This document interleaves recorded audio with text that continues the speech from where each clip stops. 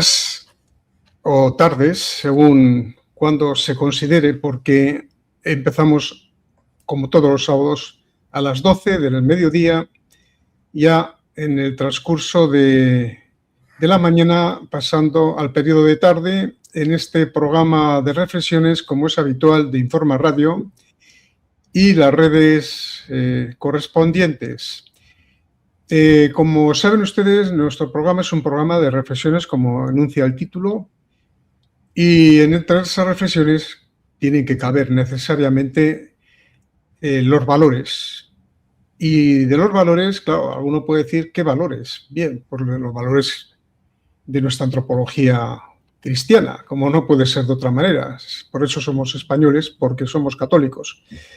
Algunos dirán que no, que esto es una sociedad plural, diversa. Bien, vale, muy diversa todo lo que se quiera, pero por historia, por trayectoria cultural y por antropología, esto es católico y punto pelota. Y luego los que vengan, que se adapten si pueden. Y si no pueden, pues habrá que protegerles, respetarles, si procede, a su comportamiento. Pero vamos, somos católicos. Y el que no lo admita, pues estamos hablando de la mayoría de la población, obviamente, y de la antropología cultural dominante por tradición. Y eso es inapelable, y que no quiera aceptarlo, pues que se vaya a otro sitio.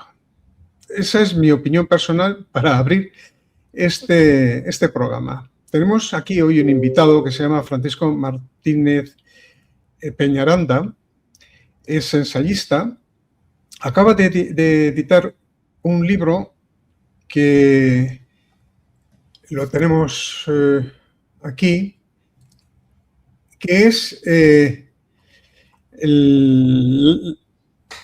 la verdad que nos precede.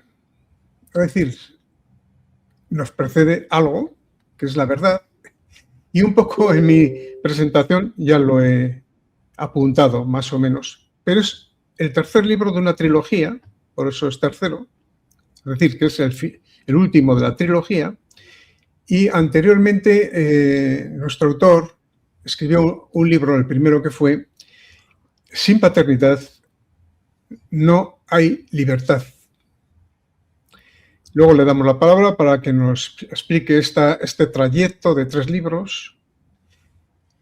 El segundo era La apisonadora global. Ahí vemos unas manos con una forma de marioneta que se maneja a tenor de la disposición de una voluntad impuesta al monigote que somos nosotros, se entiende, la sociedad que es manipulada y dirigida hacia, bueno, esa es la cuestión, ¿hacia dónde?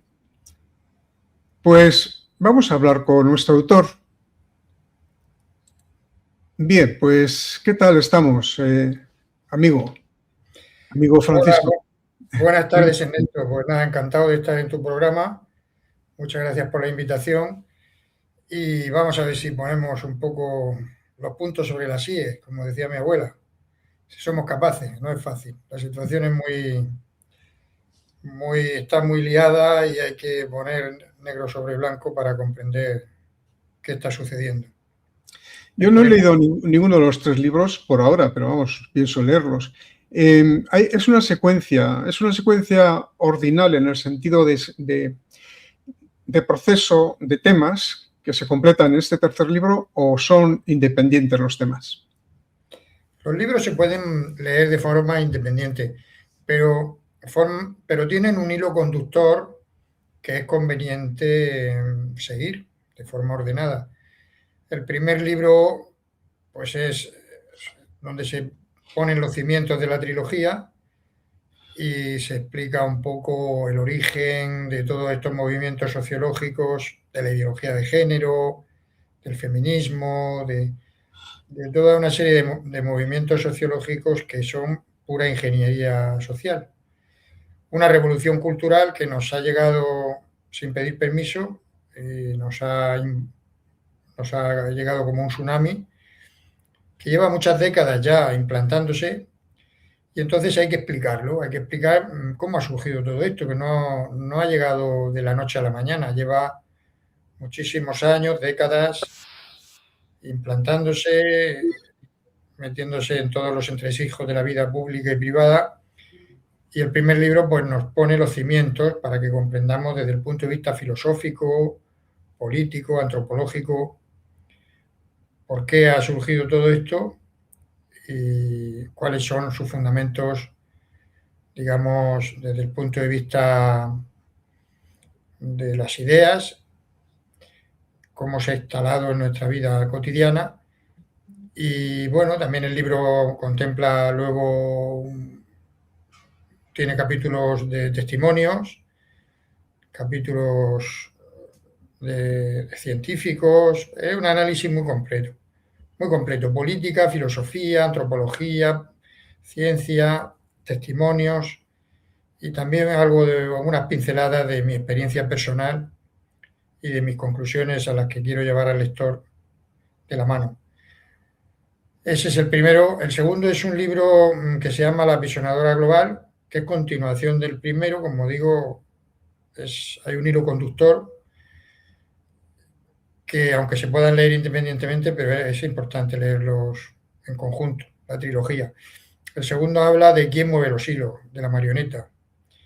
Hay unos organismos internacionales que están detrás de toda esta ingeniería social que hay que descubrir, hay que desenmascarar. No es algo que haya surgido espontáneamente ni de necesidades de la población, de la gente que necesita, que ha demandado estas políticas, este cambio cultural como algo necesario, como una demanda del pueblo, como una necesidad, sino que es algo que está dirigido, orquestado, está financiado, hay quien lo ha propiciado de forma deliberada, no es algo que haya surgido de forma natural, sino que hay una intencionalidad por aquellos que mueven los hilos de la marioneta, que son élites supranacionales que tienen unos intereses concretos para hacer esta ingeniería social. No es que sea algo que lo hagan por capricho, porque se dedican a jugar con la bola del mundo, sino porque tienen unas intenciones que son perversas, de poder y de dinero y de poder. Y todo eso está, como digo, orquestado. Utilizan los instrumentos que tienen a su alcance y herramientas que ellos fabrican para implantar esta ingeniería social y manipular a los pueblos. Utilizan los estamentos que hay supranacionales, como puede ser la ONU, ONGs que ellos mismos financian, organismos como la UNESCO, y otra serie de herramientas que están ahí pues muy bien, como digo, muy bien financiadas para incorporar esta ingeniería y hacer manipular a su antojo a las poblaciones y cambiando las leyes, manejan a los políticos que les obedecen porque los financian para que lleguen a los puestos que aspiran, les financian, les promocionan, les ayudan porque controlan los medios de comunicación y todo eso hay que desenmascararlo. El segundo libro habla de todo eso, de ese globalismo, de esos poderes fácticos que no es una tontería ni es una conspiranoia, sino que está todo muy bien documentado y que se explica muy bien para que todo aquel que quiera investigarlo lo pueda constatar, que no es un invento ni una teoría de la conspiración. Permíteme un pequeño corte antes de que pases al tercer libro. Quiero certificar lo que dices desde mi experiencia y desde mi conocimiento. Yo he escrito 3 libros sobre la modificación cognitiva. Bueno, yo soy pedagogo, doctor en Filosofía y Ciencia de la Educación y he estudiado este tema y quiero corroborar y confirmar lo que tú afirmas. Esto no es una conspiranoia.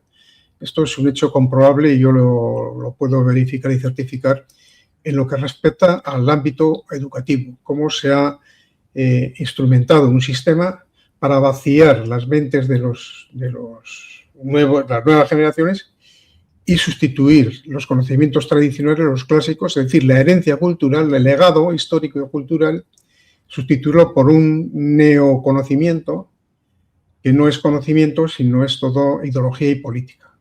Pero te dejo seguir, por favor. Es que no podía pasar sin decirlo.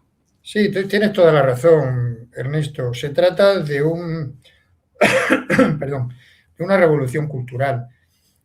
Ya decía Antonio Gramsci que como no se puede, como la revolución, digamos, de la lucha de clases fue un fracaso, porque llegó un momento en que las clases sociales que se supone que estaban oprimidas empezaron a tener un nivel de vida aceptable, cómodo, y en Occidente no querían hacer esa revolución, no les interesaba. Todos tenían su casita, su, su coche o sus automóviles en casa, su vida con unos sueldos razonables, y entonces no querían esa revolución.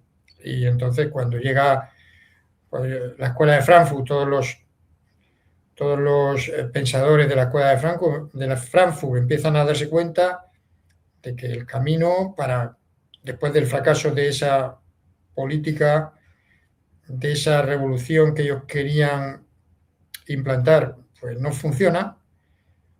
Pues, por ejemplo, cuando Teodoro Adorno o Herbert Marcuse visita Estados Unidos, se da cuenta de que aquella gente pues no quiere el comunismo, no quiere la revolución. Y entonces dice, esto es un proletariado que está adormecido, que vive cómodo, que están luchando por el sueño americano, que tienen su barquito pequeño, modesto en el puerto para salir a pescar, que no quieren nada de esto. Entonces, como digo, Antonio Gramsci lo escribe en sus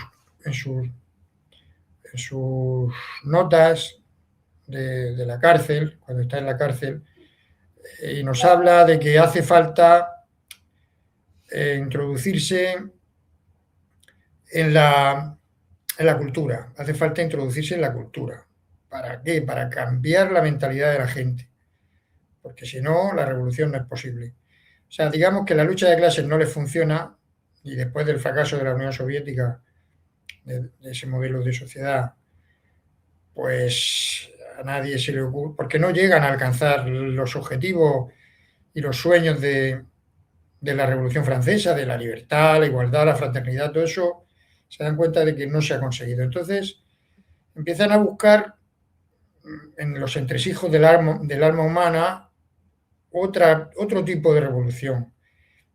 Y evocan a Engels, por ejemplo, en su libro la, la, El origen del capitalismo, la familia y el Estado, empiezan a un nuevo discurso diciendo que el verdadero problema de la injusticia social ya no está en la opresión digamos, el proletariado que está oprimido por una clase burguesa. Ya no está en la lucha de clases, sino que el verdadero origen de la infelicidad humana está ya, como digo, en la familia, que es el nuevo ámbito de opresión. Y entonces, como digo, empiezan a investigar en los entresijos del alma humana para ver dónde está el problema de la infelicidad del hombre, y ellos sacan la conclusión de que la clave está en la familia, que hay un nuevo opresor, que es el varón heteropatriarcal, hay una oprimida, un nuevo proletariado, que es la mujer, que está oprimida por el varón heteropatriarcal opresor, y hay unos efectos colaterales que son los niños, los hijos, que son como también oprimidos, e instrumentos que utiliza el opresor para subyugar a la oprimida. Entonces aparece la lucha de sexos frente a la lucha de clases y como nueva herramienta instrumentalizada por la izquierda para alcanzar el poder. Si nos damos cuenta, después de mayo del 68 todo esto se refuerza y la lucha de sexos es el verdadero instrumento al servicio de esta nueva revolución. Y también todo el movimiento LGTBI, todo el movimiento, porque todos estos son víctimas de la opresión también, que se suman al mismo carro de los oprimidos. También está todo el movimiento woke, los movimientos raciales, el indigenismo, los negros, todos son oprimidos que se suman a este movimiento woke de oprimidos. O sea, es una revolución puramente cultural. Y como digo, esto no es fácil de entender, pero vemos como en las manifestaciones de 1 de mayo ya no va nadie, y eso es un fracaso, van allí los 4 liberados y sus familiares detrás de las pancartas, porque la lucha de clases ya no tiene predicamento. Y en cambio el movimiento feminista pues reúne a cientos de miles de personas, porque ahí es donde está la nueva herramienta que la izquierda, que había perdido pie, que no tenía ya un suelo donde pisar porque se le habían desmontado los cimientos. Después de Solzhenitsyn, ningún intelectual europeo ni americano occidental era capaz de defender que el proyecto soviético tenía sentido. Ningún intelectual con un poco de sensatez podía sostener esos argumentos. Entonces, toda la revolución, como digo, apoyándose en Gramsci, apoyándose en la escuela de Frankfurt, en Horkheimer, en Adorno, en Marcuse, en todos los pensadores de la escuela de Frankfurt, pues abordan el asunto desde la perspectiva cultural. Y entonces, como digo, ahí se aprovechan una serie de élites que les interesa todo ese movimiento para alcanzar el poder, para mover el avispero, para que la gente sienta que están siendo injustamente tratados, que hay injusticias que hay que resolver, y eso les aupe a ellos al poder. Por eso financian todos los movimientos LGTBI, están financiados, el feminismo, el cambio climático, todas las ideologías, todos los movimientos woke, todo eso está financiado. No es una cosa que haya surgido por una necesidad del pueblo, de alguien que necesita que eso cambie porque hay una injusticia manifiesta que hay que resolver, sino que todo es un proyecto de ingeniería social. Por eso el libro segundo explica quién está detrás de toda esa, quién mueve los hilos de todo ese muñeco, y es importante desenmascararlo. Ahora, la pregunta que se puede hacer, bueno, yo creo que lo sé, pero vamos, lo pregunto porque igual estoy equivocado, pero la pregunta que se hará un oyente no demasiado informado es: ¿y el poder para qué? Es decir, ¿qué poder? ¿Qué objetivo del poder, no? Es decir, ¿es un poder simplemente por dominio o es un poder para qué? Bueno, ¿Qué espíritu, qué ente está detrás de ese poder poder? no tiene límite. El que tiene el poder quiere más y más y más. Sí. Igual que el dinero y la ambición es ilimitada. Esta gente mueve los hilos del mundo, tienen todo el dinero del mundo, pero quieren más y más. Ya no quieren tener todo el dinero, lo que quieren es dominar a la gente, controlarlos como si fueran esclavos. O sea, son mentes realmente, o sea, Enfermas. perversas, sí, Sí, que no tienen límite. diabólicas, Lo digamos, quieren mejor. todo, quieren que la población sean sus esclavos, Sí. que hagan lo que ellos quieran, que te dicen lo que tienes que comer, cómo tienes que vestir, cómo tienes que hacerlo en la cama, cómo tienes que moverte, si puedes salir de tu casa o no, si tienes que viajar en coche o en bicicleta o en patinete, y entonces buscan todas las herramientas necesarias para manipular a la población. ¿Podríamos ponerles nombre a esos poderes? Dicen que tienes que ir en patinete mientras ellos cogen unos aviones privados para reunirse ahí en Davos, Eso es. cientos de aviones privados, y Sí. allí decidir lo que tenemos que hacer los demás. Nos dicen que somos muchos, que el planeta está superpoblado y que yo y mis hijos tenemos que desaparecer porque somos muchos, estorbamos aquí. Pero ellos no sobran, sobramos nosotros. Sus Aparte hijos no que sobran. Sus es hijos una no excusa. sobran. Ellos no dan ejemplo. Dice, bueno, como somos muchos, pues me voy a tirar de cabeza al río y hago un servicio a la humanidad y al planeta, para que el planeta no sufra. No, ellos no sobran. Pero Sobran es tú que y yo. además constatamos que es un absurdo, porque hay una inmensidad de territorio vacío. Es todo mentira, es todo mentira. Es todo mentira, porque Pasa que lo saben es hacer muy bien. inmenso. En relación a la población es inmenso. La propaganda es una propaganda Sí. maltusiana, con miedo, crean crisis, fabrican crisis climática, el planeta sufre, planeta, el calentamiento global, crisis alimenticia, no va a haber alimento para todos, crisis demográfica, parece ser que esto ya no podemos sostener nada, crisis sanitaria, enfermedades que todo, los animales que también contagian, las gallinas, no puedes tener gallinas porque si tienes gallinas estás haciendo mucho daño a la humanidad y al planeta y así te van poniendo leyes una tras de otra para impedir vivir a la gente. O sea, tú no puedes tener media docena de gallinas porque dicen que eso hace daño al planeta. Y entonces, pues, o sea, cosas absurdas, pero poco a poco van avanzando en una serie de leyes que son absolutamente despóticas y la gente traga. Y como tragan, pues siguen avanzando en esa dirección. Y al final todo el mundo se cree que es verdad, que hay que colaborar para que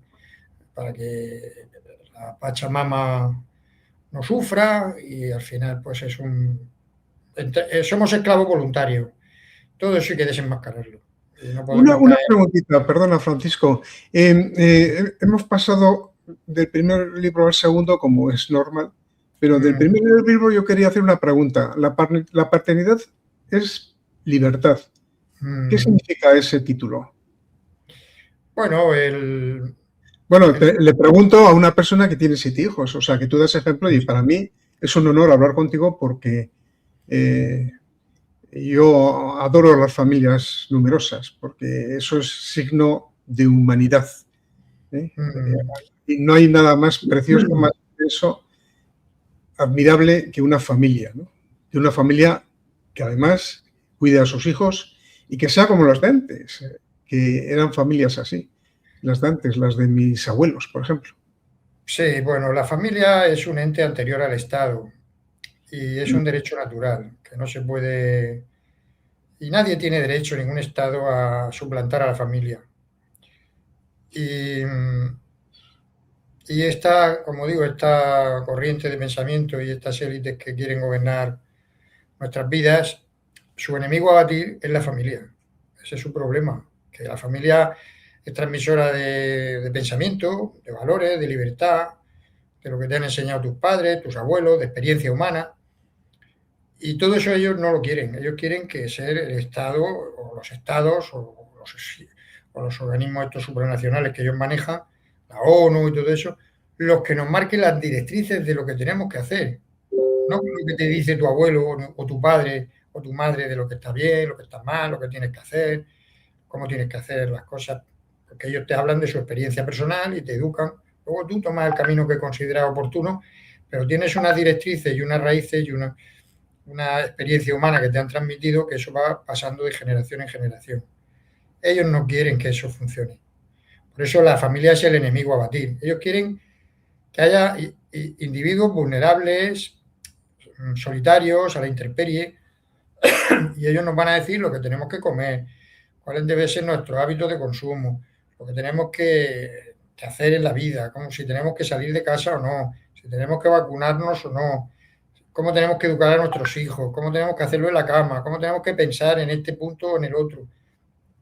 El individuo solo y vulnerable y sin familia es muy manipulable. En cambio, el que tiene familia, pues eso es como una especie de tribu donde se hablan las cosas, se transmiten pensamiento, libertad.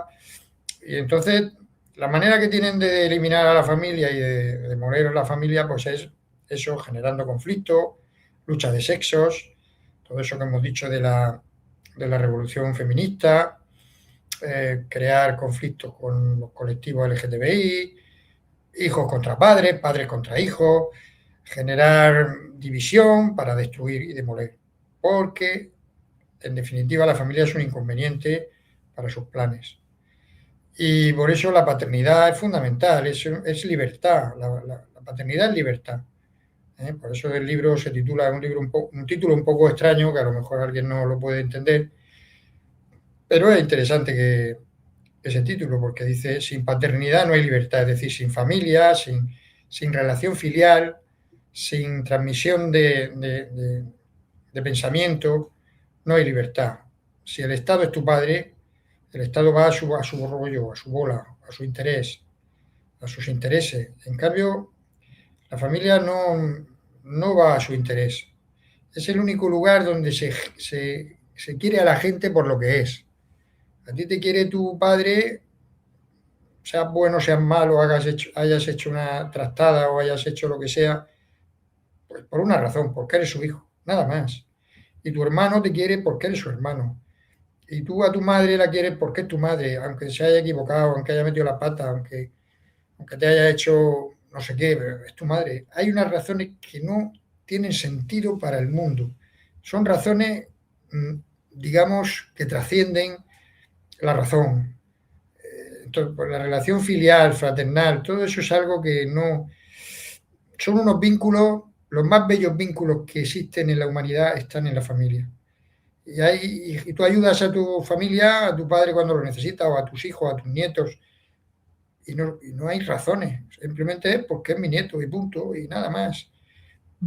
Y entonces eso en el mundo no se da. En el mundo fuera de la familia, cada uno va a lo suyo, la gente vive su vida individual y nadie hace cosas altruistas. Si se hacen, muy limitadas, porque hay gente buena, gente en el mundo, nadie lo discute, y gente filantrópica, pero como en la familia no tiene parangón, no hay nada que se le parezca, es una cosa única. Entonces eso es lo que significa el título. No, además, un añadido que, contrariamente a lo que piensa la izquierda, es en la familia donde se educa. Luego y la está, izquierda, como he dicho, eso es.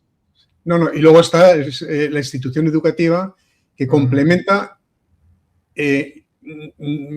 con los vínculos relacionales entre los profesores y los padres, quien completa la educación que reciben los niños en su casa, donde se reciben valores, hábitos y aprenden a convivir y aprenden a compartir también, ¿no? Efectivamente. Yo digo que sin paternidad no hay libertad, sin relación filial, sin fraternidad, sin paternidad, sin todo eso, no hay libertad. Somos muñecos en manos de lo que nos quieran contar a nuestro papá Estado, que nos va a manipular en todos los ámbitos de la vida. Por eso ha habido ahí una transferencia de autoridad. Se ha metido el caballo de Troya a través de la cultura, se han metido a través del cine, de los dibujos animados, de la literatura, de los premios que dan a los autores, de la televisión, de todo, y de la educación, de la universidad, de los colegios. Se han ido introduciendo y han ido haciendo una labor de sustitución de la familia para que, digamos, esa transmisión de valores se vaya reduciendo a la mínima expresión. Cada vez tenemos más individuos solitarios que ya su referente ya no es. Y por cierto, cada vez más suicidios porque la gente pierde las referencias vitales fundamentales. Claro, efectivamente. Oye, una pregunta. Y ya pasaríamos quizá al tercer libro, ¿verdad? Que es el que realmente ha motivado esta entrevista, el último, ¿no? La verdad que nos precede. Bueno, el tercer libro es otra cosa, es una cosa diferente a los otros dos. Los otros libros los puede leer cualquier persona que lo va a entender enseguida. Si tiene un poco de sentido común, pues va a comprender todo lo que estoy diciendo, podrá estar más de acuerdo o menos, pero es fácil de entender porque los argumentos son, desde mi punto de vista, bastante incontestables. Puede ser que alguna cosa sea discutible, pero yo creo que no, que son incontestables desde mi perspectiva. Todo está muy bien referenciado y bien explicado. Y ya digo, se entiende. Y si alguien lo lee y no lo comparte, por lo menos comprende que no es una cosa mal argumentada. Podrá estar en desacuerdo, pero se explica y se entiende. Cualquier persona lo puede entender, aunque esté en desacuerdo, aunque esté en las antípodas del pensamiento que yo transmito en mis dos primeros libros. Eso está claro. Y es recomendado para cualquiera que quiera acercarse a esta forma, o sea, esta idea de pensamiento, incluso desde la oposición, pues se lo recomiendo para que puedan tener una perspectiva diferente a lo que se les está enseñando por todos sitios, que por lo menos puedan contrastar una opinión discrepante. Y yo lo recomiendo. El tercer libro es otra cosa. El tercer libro ya da un salto cualitativo en el mensaje porque ya es mucho más profundo, es un libro espiritual, filosófico, desde la filosofía, desde la antropología cristiana, desde la teología. Es un libro que aborda el tema teológico. Ya no es para cualquier lector, es para un lector ya más formado. Y bueno, ya da un salto de gigante en lo que es el enfoque de comprender más en profundidad lo que está pasando. O sea, porque en realidad esta lucha que tenemos no es una lucha sociológica, es una lucha espiritual. O sea, lo que tenemos es una lucha espiritual, no es una lucha sociológica, es una lucha del alma humana que está siendo manipulada. Entonces, por eso hablo de la verdad como con mayúsculas, porque hay una verdad que nos precede, que es anterior a nosotros, que existía antes que nosotros y que nosotros no podemos inventarla. Lo único que podemos hacer es descubrirla. La verdad existe antes que nosotros, nos precede. Nosotros podemos descubrirla, pero no crearla. Nosotros no somos creadores de la verdad, somos descubridores de la verdad. Y eso es lo que en este libro tercero traslado al lector. El libro está granado de experiencia mía personal, de mi vida, tiene muchas anécdotas que no se cuentan para que la gente sepa cosas de mí y de mi vida, no, en absoluto, yo no tengo ninguna intención de contarle mi vida a nadie. En realidad, mi experiencia personal es un instrumento al servicio del mensaje, porque mi experiencia personal es tan incontestable como que nadie me lo ha contado, sino que lo he visto con mis propios ojos. Entonces, lo utilizo como una herramienta para constatar lo que yo sé y lo que he aprendido, no solamente porque he estudiado, sino también porque lo he vivido. De modo que las cosas que cuento, las historias personales que cuento, pues tienen una razón de ser, no están ahí por capricho. Luego en el libro se subrayan dos aspectos importantes. Toca muchos aspectos, ya digo, filosófico, espiritual, teológico, pero hay dos puntos que quisiera subrayar. El primero es, dedico 2 capítulos a la modificación de la ley trans de la Comunidad Valenciana. En la Comunidad Valenciana, en el año 2017, se aprobó una ley transgénero, trans, que la aprobó el arco parlamentario de aquel momento, que era el Partido Socialista, Compromís, en fin, los que tenían, digamos, la suma suficiente como para aprobar esta ley. La aprobaron en el 2017 y esa era una ley injusta, completamente, que estaba ideológica, desde su preámbulo, desde su exposición de motivos hasta sus conclusiones, pues estaba impregnada y contaminada de ideología de género completamente. Y eso genera injusticia, porque cuando una ley está impregnada de ideología, pues genera injusticia. No busca el bien de todos, no busca un equilibrio entre lo posible, lo bueno, lo aceptable, lo recomendable, sino que es todo fanatismo ideológico, irracional. Entonces, 8 años después, en el año 2025, se ha modificado esa ley con el nuevo arco parlamentario. Y yo tuve el honor o el privilegio, no sé cómo llamarlo, de actuar como consultor en la modificación de esa ley. Y asesoré a las Cortes Valencianas, a los diputados que fueron muy responsables y muy sensatos y muy valientes y modificaron esa ley. Mi asesoramiento, pues fue un poco lo que yo digo una consultoría difícil, porque eran temas muy controvertidos y muy,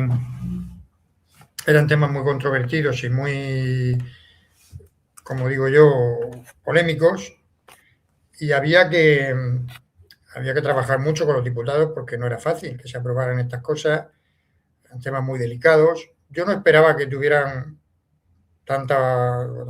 bueno, esa capacidad de comprensión, porque yo tenía muchas dudas. Es que es un tema muy delicado, muy problemático, hace falta mucha pedagogía. Me sorprendieron para bien los diputados de la Comunidad Valenciana, tanto del Partido Popular como de Vox, actuaron con gran responsabilidad, tienen un gran mérito y yo siempre digo que les felicito por esa valentía y por esa decisión. A mí me habría gustado que la modificación fuera mucho más profunda, pero ya me conformo con lo que se ha conseguido. Se ha llegado a lo mejor de las propuestas que se hicieron, pues no sé si decir a un 70% de, de lo que se aspiraba a conseguir. Eso ya es todo un éxito. Entonces eso es importante y quería subrayarlo. Hay 2 capítulos dedicados a ese tema, el tema de la modificación de la ley trans en la Comunidad Valenciana. ¿Para qué? Para explicar a la gente en qué consiste de una manera coloquial, sencilla, que no se lean el boletín oficial con las modificaciones de los artículos, que eso es un poco árido, muy áspero y muy pesado, ¿no? Un tema muy, muy tosco. En el libro se explica de una manera asequible y la gente pues entiende por qué es una injusticia, por qué es necesario modificarlo y por qué se modifica y cómo se ha producido la modificación, cuáles son los artículos que se han cambiado y las ideas que han propiciado ese cambio. Y eso es uno de los aspectos que quería comentar. Y luego el otro aspecto que quiero comentar, que en el libro se aborda, es que gran parte de la jerarquía de la Iglesia Católica se ha echado en brazos de todas estas ideologías. Y es importante decirlo y desenmascararlo. Yo como católico, claro, me duele muchísimo. He tenido un combate interior muy grande a la hora de tomar esta decisión. Hay muchas cosas que no he sacado en el libro, que se han quedado en el cajón. Tal vez por prudencia o por amor a la Iglesia, no lo sé, si me debía de haber... Es que me hace, no sé si tristeza o gracia, porque precisamente yo he tenido ese combate interior con alguien que quería hacer un programa y hoy me ha insistido, no voy a decir quién, diciendo verdades. O sea, realmente son verdades desde un punto de vista canónico, teológico, etcétera. Incluso que ya lo advertía en sus apariciones la Virgen en Garabandal, por poner un ejemplo, de que venía un periodo triste en relación a la Iglesia que se echaba en manos del diablo. Parece un poco fuerte decir esto así, ¿verdad? Pero vamos, hay algo de eso, sí. Bueno, ya lo decía Benedicto XVI.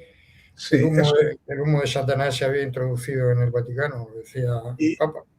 Claro, y yo le decía a este hombre que realmente tiene mucho estudio teológico sobre sus hombros. Le decía, mira, lo siento, pero yo en este momento, con el fervor religioso que hay en la calle, no soy capaz de poner en cuestión, aunque esté en el camino equivocado a la jerarquía eclesiástica, que son pecadores, pero de alguna forma... Gracias a Dios no todos, eso sería ya para tirarse por el balcón. Pero hay una gran parte de la jerarquía. Una gran parte, sí. Que están pero sí que es verdad que eso que comentas... Se han echado en brazos de todas las ideologías, de todas las peores.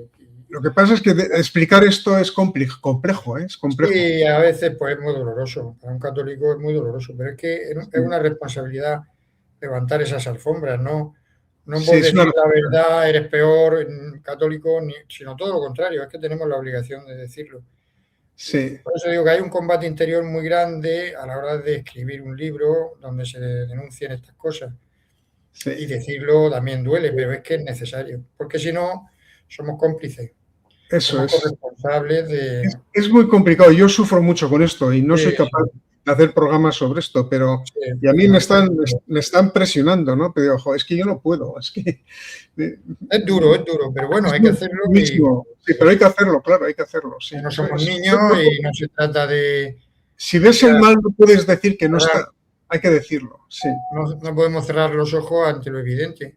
Sí. Es tremendo, de una manera muy descarada están avanzando en una dirección que ya digo, abrazan a todas las ideologías, todas las peores.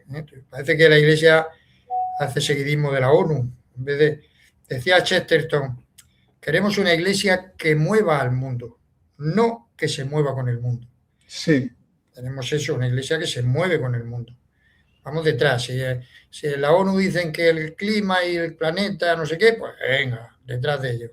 Que la Iglesia, o sea, que la ONU dice que somos muchos en el mundo, pues venga. Católico, que España ha sido siempre la gran defensora del papado, a lo largo de la historia hemos sido los que hemos defendido al papado por encima de todas las naciones del mundo, Sí. pues tenemos interiorizado el respeto al Papa y a Roma y a su figura, lo tenemos interiorizado porque somos el catolicismo por excelencia.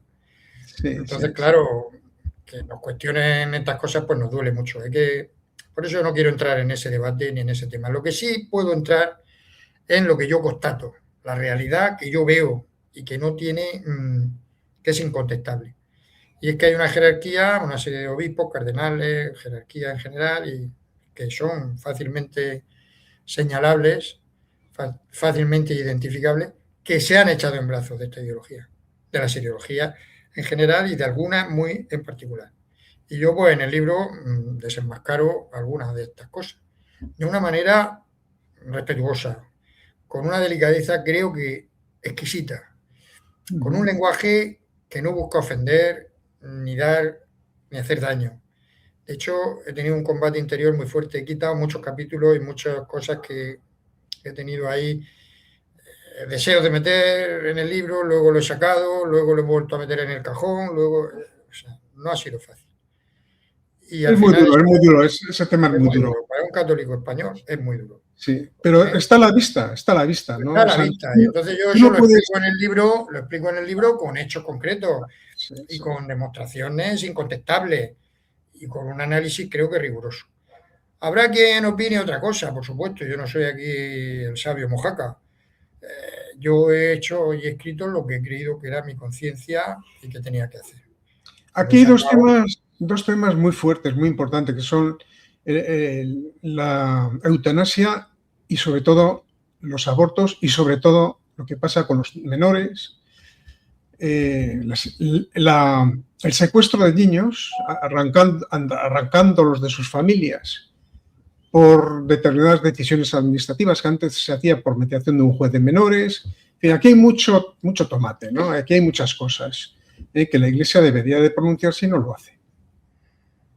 Sí, la ideología de género, Ideología de género, claro. se ha introducido El matrimonio en los colegios homosexual, católicos, no claro, voy a nombrar ahora colegios, pero órdenes religiosas sí. que toda la vida han sido que si se levantaran la cabeza a sus fundadores y vieran lo que está pasando, vamos, se metían otra vez en la tumba rápido. Sí, Es sí, algo sí, sí. tremendo, han Yo dejado entrar. lo estoy viendo en colegios de órdenes religiosas que no dan, no sé, formación religiosa. Han dejado Sino entrar sí, en sí, las aulas es una lo peor, ideología woke, ¿eh? Entonces, lo peor de lo peor. Han dejado entrar en las aulas con sí, todo, vamos, sí. convencidos de que están haciendo el bien. Digo yo, o a lo mejor lo hacen por otras razones. No, simplemente No perder subvenciones o de no perder conciertos, yo no lo sé. Pero el caso eso es que hay. habrá algunos que lo hagan por unas razones y otros por otras. Unos por interés, otros por soborno, o a lo mejor otros lo hacen porque están convencidos de que es lo correcto. Pero desde luego han dejado entrar a todo lo peor, a todas las ideologías, y claro, eso está destruyendo a la infancia y haciendo un daño irreparable, tremendo. Claro, eso no se puede consentir. Los que somos padres de familia tenemos el derecho y la obligación de oponernos a todo eso. Que ya no es los colegios públicos, es que también en los colegios privados y concertados está entrando toda esa basura. Sí. Eso no se puede consentir. Y todo eso lo están consintiendo los obispos y lo están abrazando muchos obispos, muchos jerarcas, y eso pues es algo tremendo. Hay que denunciarlo. No se puede. Nosotros tenemos la obligación, no somos aquí sujetos pasivos, ¿eh? Padre de familia, nosotros también tenemos nuestro rebañito que Dios nos ha encargado y encomendado cuidar, y nuestro pequeño rebaño, que nadie puede sustituirnos. O sea, por gracia de Estado, un padre y una madre tienen la obligación y el derecho de proteger a sus hijos de todo lo que consideran que es un mal. Y todo esto es un mal, indiscutiblemente. Y lo que no puede ser que nadie, porque se crea que tiene autoridad sobre nosotros, no puede hacer eso. Hay que denunciarlo y decírselo que está equivocado. Sea obispo, sea cardenal o sea papa, me da igual. Eso Sí, no, ahí sí. no puede haber, ahí no puede haber, digamos, ningún tipo de concesión. Es una batalla que nos estamos obligados a dar y no nos es lícito desertar. Así que, pues, aunque le duela a mucha gente, pues yo lo digo y recomiendo que en el libro pues lo lean si quieren saber.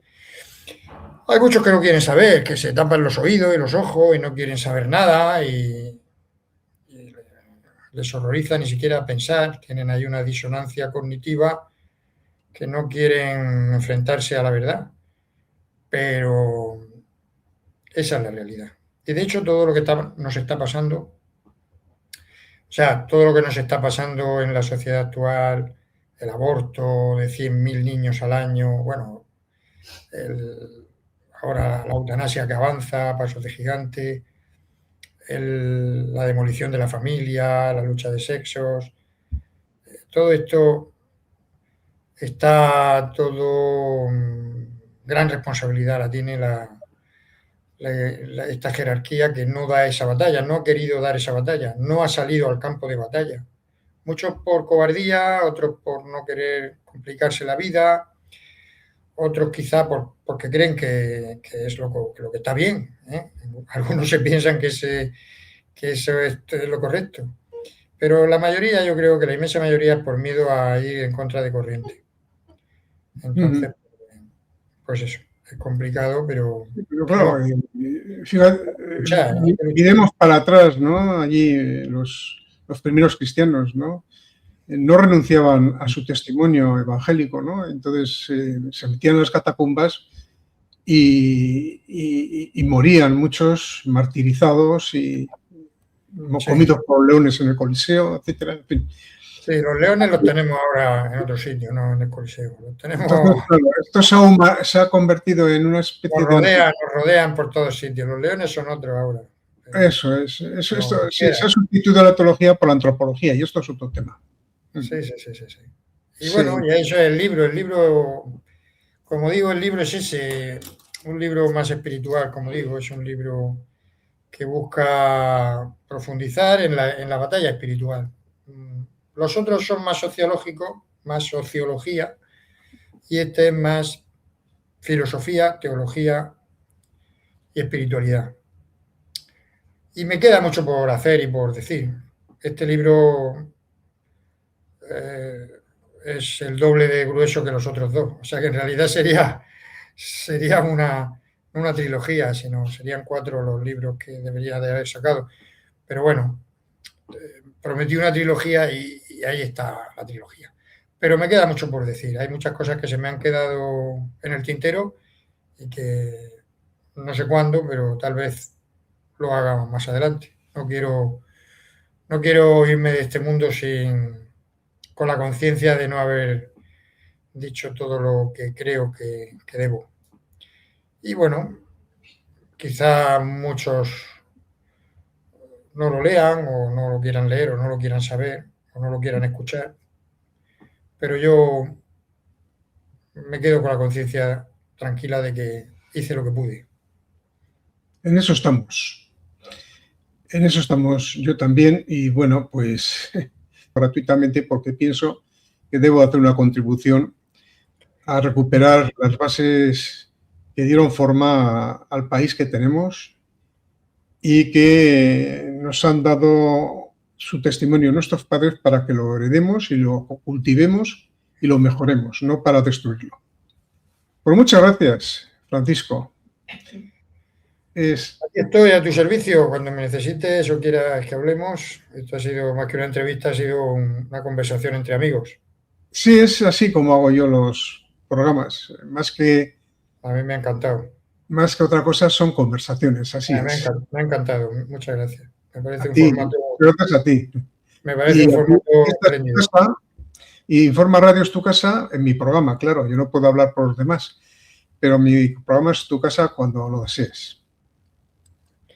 Pues muy amable, gracias por todo, gracias a tus oyentes y televidentes por haberme escuchado y espero que podamos seguir en esta batalla cultural tan necesaria, poniendo nuestro granito de arena para luchar contra este gigante, ¿no?